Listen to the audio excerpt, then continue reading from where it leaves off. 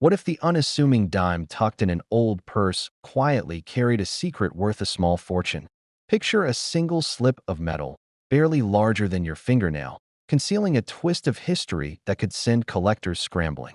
Today's spotlight shines on two dimes that have quietly built legends of rarity and value.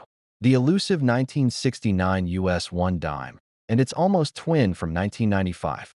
In this first act, we peel back the curtain on the 1969 dime, an unglamorous year on the face of American coinage, but a fertile ground for minting mysteries.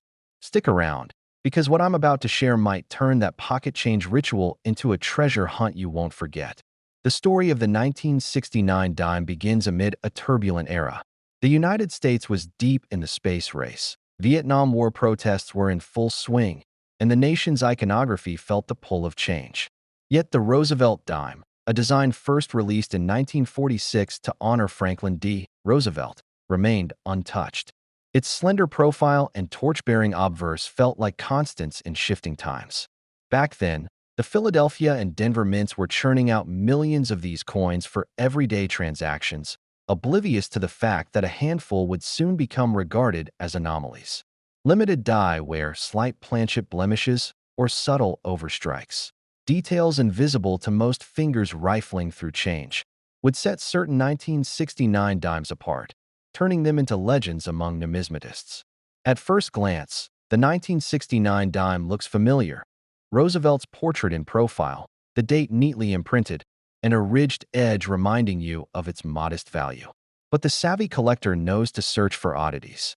The 1969 varieties that command attention include the 1969 S proof with deep cameo contrast, the 1969 D small date, and the far more elusive 1969 S large date proof. The distinguishing marks often hide in plain sight. A fractional shift in the date serifs, a ghost of an earlier numeral, or a cameo effect so bold the relief gleams against a frosted field. It takes a loupe, a steady eye, and a mental catalog of die states to spot the telltale signs that elevate one dime from pocket change to prized possession. Diving deeper, consider the 1969 double die obverse, DDO, error.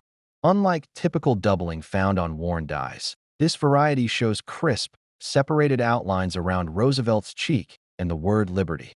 The doubling stems from a misaligned hubbing process, and despite being subtle, it's a red flag for serious value. Spotting it means looking for a slight shadow trailing the letters or a second, fainter date numeral just a hair's breadth away. While reports suggest only a few hundred made it into circulation, it's the hunt for that surge of extra metal that fuels both the thrill and the price tag attached to DDO specimens. Today's market for a top-grade 1969 proof, like the Deep Cameo 1969 S, can range from $150 to $400, depending on the sharpness of cameo contrast and absence of hairlines. Auction houses have recorded sales north of $500 for an MS-68 SDRP special die reverse proof that dazzles under magnification. Yet the most jaw-dropping headline belongs to an MS-67 DDO that fetched over $1,200 when it appeared unexpectedly in an online auction, sent in by someone who simply cleaned out a jar of change. That single sale shattered price expectations, reminding collectors that even a dime can hit six figures when the right error surfaces. Speaking of record breakers, one memorable auction in late 2023 saw a certified MS-66 plus 1969 D small date sell for $650. The seller had inherited the coin along with a cache of ephemera from a collector who passed away decades earlier. No one knew the dime's true identity until a grading service slapped on its numerical verdict. When word got out, eager bidders coaxed the price up almost 20% above the pre-auction estimate. Stories like this reinforce a simple truth. Once a rare variety is authenticated, its fate rests in the hands of collectors hungry for completion. Odd tales swirl around the minting of 1969 dimes, too. Rumor has it that an experimental reverse die was tested at Denver late that year, revealing slight differences in the torch's flame pattern. While most of these test strikes were destroyed, a handful allegedly slipped through quality control and ended up in circulation. None have been confirmed by grade houses, but whispered rumors keep numismatic circles buzzing. Then there's the miner who once found hundreds of 1969 S-proof dimes in a spot where an old bank vault collapsed. Only a few survived in collectible condition, and those have since become part of private collections on both coasts. When evaluating condition, the gulf between mint state and modest circulation can mean thousands of dollars. A circulated 1969 S cameo proof, showing light bag marks and faint contrast, might sell for $60 or less. Step up to PR 67 or PR 68 with razor-sharp fields and blazing relief, and values jump to the several $100 range. For error varieties, an MS 65 DDO might top $500, while MS 66 specimens push into four-figure territory. It's a stark reminder that every scratch and fingerprint counts. Condition grading hinges on aspects like luster, strike depth, and surface blemishes. Even under a loupe, the tiniest hairline scratch can knock a dime from MS 66 to MS 64, cutting its auction value nearly in half. Spotting preserved dye polish lines behind Roosevelt's neck or virtually imperceptible toning on the rim elevates a coin from nice for the date to cannot live without.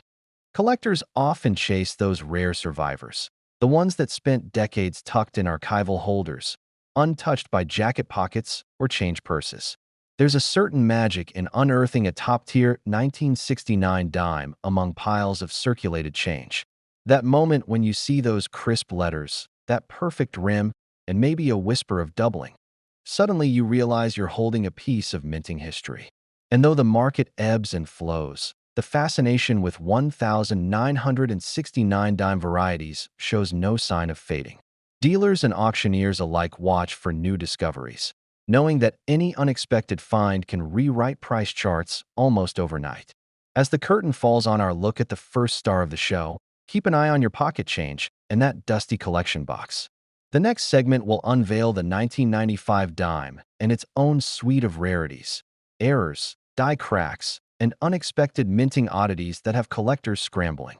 Until then, treasure the thought that true value can be hiding in plain sight, waiting for the right observer to unlock its secret. Shifting our focus to the 1995 dime, we step into a decade defined by booming technology, grunge music, and a minting process that, on the surface, seemed routine. Yet beneath the gleaming fields of countless Roosevelt dimes struck that year lurks a surprising assembly of errors and varieties that can make any coin roll in your pocket feel like a potential gold mine. In 1995, the Philadelphia and Denver Mint struck over 350 million dimes combined for general circulation, while San Francisco produced proof strikes for collectors. Amid those millions, mint workers and machinery created enough subtle anomalies to keep die-hard numismatists debating rarity and value decades later. In the mid-90s, U.S. coin design was stable. The Roosevelt dime bore the same portrait FDR had worn since 1946, with Liberty, the mint mark, date, and In God We Trust crisply arranged around the torch, olive branch, and oak sprig on the reverse. The big change that year was purely technical.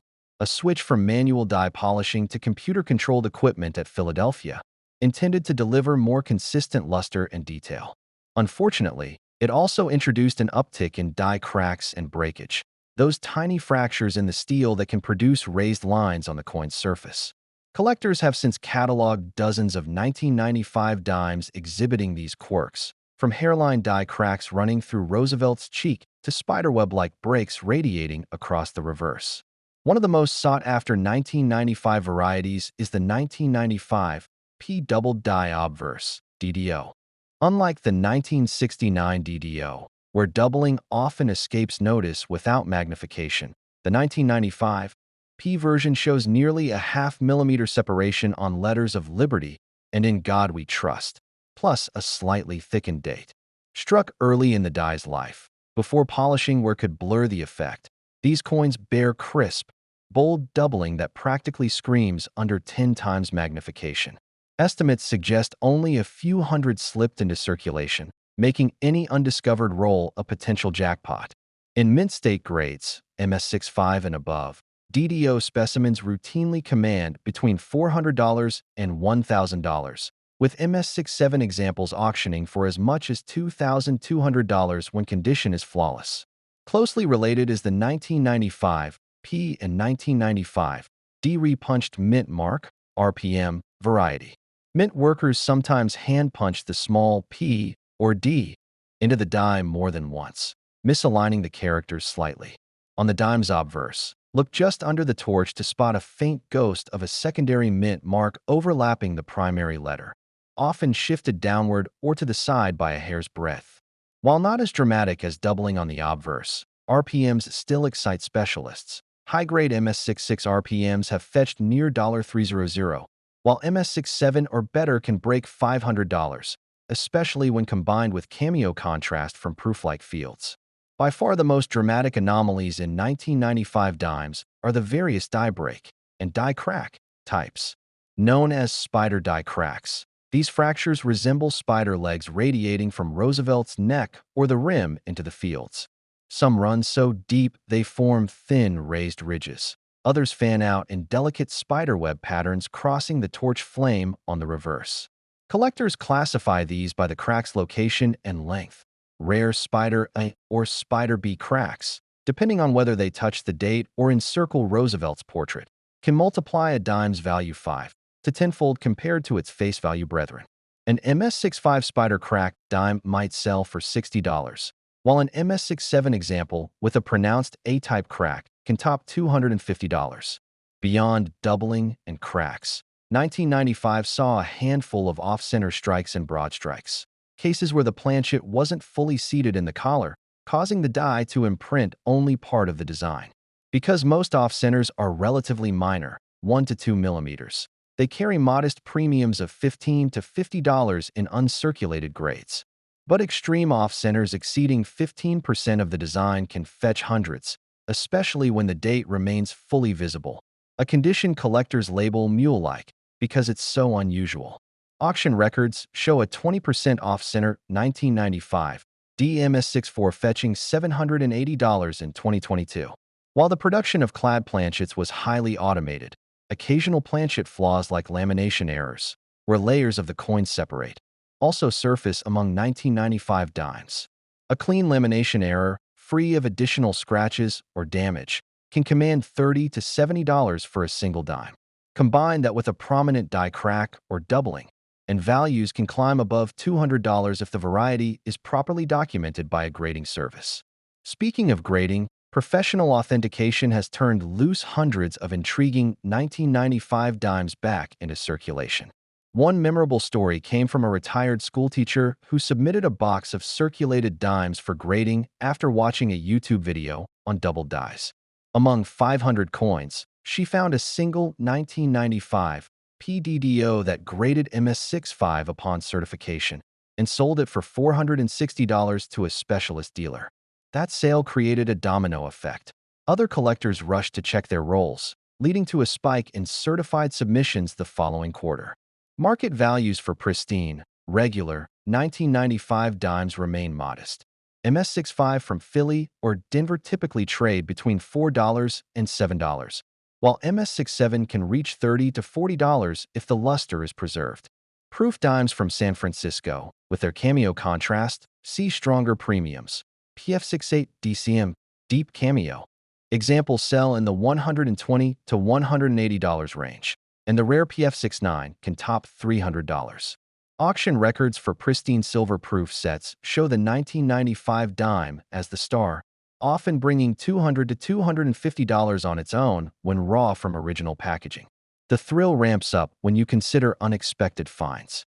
A college student in Texas unearthed a 1995. The 1995 proof dime deserves its own spotlight. Struck on a specially polished planchet at San Francisco, proof dimes from that year exhibit a stark contrast between frosted relief and mirrored fields. The Deep Cameo, DCM, PF68 stands out in proof sets for its glass-like sheen and razor-sharp details. Values for such coins consistently land in the $150 to $200 range. Ungraded in original packaging, they can sometimes be scooped for $80 to $100 in secondary markets, making them accessible entry points for collectors seeking mint-condition gems.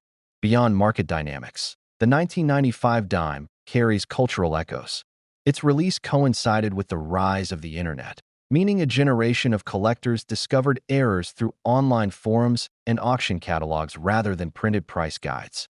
That shift accelerated awareness and trading, embedding the 1995 dime within a digital provenance network where each sale, image, and grading report lives online. Today, blockchain tracking experiments even aim to log when a 1995 PDDO changes hands, blending old-school numismatics with cutting-edge tech. Seasoned collectors will tell you about the thrill of a spontaneous roll hunt. There's something electric about poking through stacks of shiny dimes, each flip of the wrist a chance encounter with hidden history. And though machines now handle the bulk of minting and grading, a human eye still holds the final verdict. Spotting a half millimeter of doubling or a hair-thin spider crack often depends on patient scrutiny, not algorithms. As you consider the next time you pay for coffee and coins, remember that a seemingly ordinary 1995 dime could harbor a minting quirk worth hundreds or even thousands.